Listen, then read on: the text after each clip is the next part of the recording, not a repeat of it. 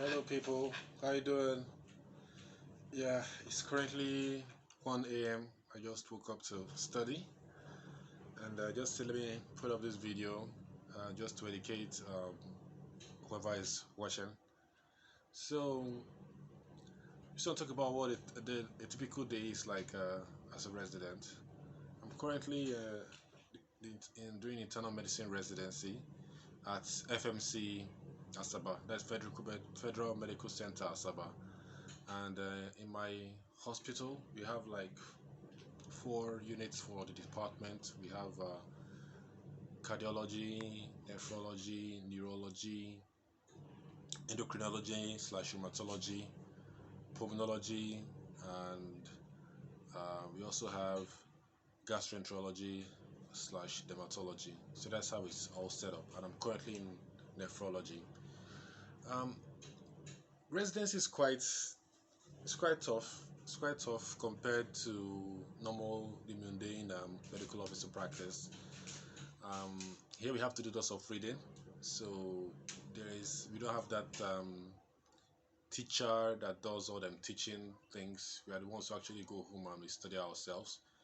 And there are a myriad of textbooks to use, but like the gold standard is Harrison's, which fortunately I'm using. So I use Harrison's.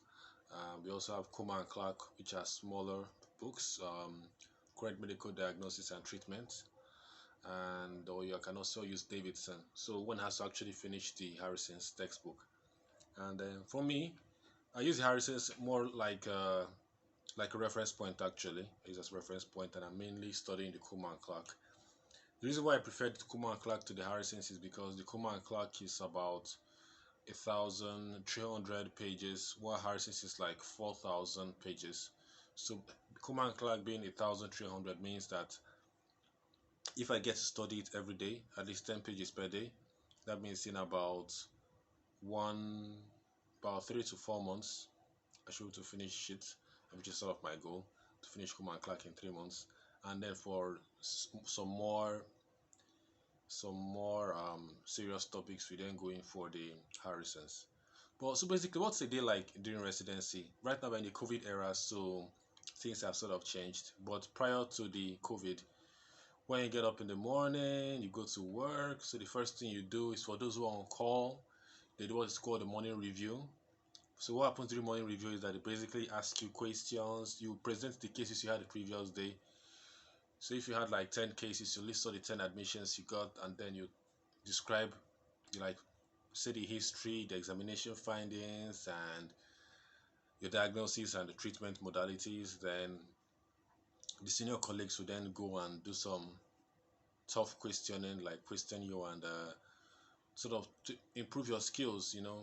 They question your history taking, they question your diagnosis, and they ask you questions normally concerning what you presented. So that way it sort of improves your knowledge of the topic or of the subject.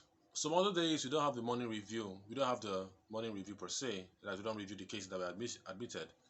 What you have on those days is that we just talk about you can do like a presentation. So they give a topic to present, like postgraduate seminar sort of thing, or you could have a house officers presentation, or yes, or a mortality review. Basically have like a discussion. That's the first thing between 8 a.m. and 10 a.m. Then after that, you could have a clinic which could last from 10 o'clock till God knows when. I know some like cardiology clinic or endocrinology clinic lasts like 5 hours, because literally everyone has hypertension and diabetes. So they get to see like 40 or 50 patients every day. Or if you're in a better department like neuro, you could have like 20 patients, or so it's sort of, the volume of patients varies with the discipline, with the specialty. Then after the clinic, for those who are not in clinic though, they could go and do what is called like the ward rounds, where they go see the patients that they had. Then during the course of the ward rounds, you get what is called consults. So let's say during my call, I admitted someone as a nephrology doctor or a doctor in the nephrology department. If I admitted a case of let me say diabetes like DKA or HHS, and the following day, what happens? I then give the patient out to the endocrinologist. I'll give them a consult. So, or if I, or in the reverse, if someone else does a call and they admitted someone that has a chronic kidney disease, they then give me the consult. So basically, I get an extra patient. So there are days where you could get like 5 consults or 10 consults. So that means after doing your normal ward work, your normal ward rounds, you get to write up on, you get to see those other patients.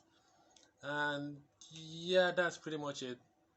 That's pretty much it. So some days you can get to leave the hospital by 2. Some days you could get to leave the hospital by 4. Depends on the amount of patients you have, depends on the length of your clinic, depends on the amount of consults you get, and also depends on your speed. And you know a secret?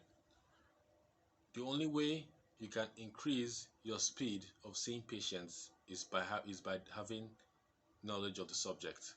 Because once you're equipped with the information, be it textbooks or whatever you got to read it. Once you're equipped with that information and you get to see a patient, yeah, boom, boom, boom. You know what to ask, you know what to do, you know what to examine, and that's basically how it feels. All right. So it's time for me to go and study now, and maybe we'll talk about something else later. And my videos are not that glam, but I'm gonna work on it. I'm using my camera phone. It's not that great, like Infinix. So it gets in there. All right. Cheers. Bye bye.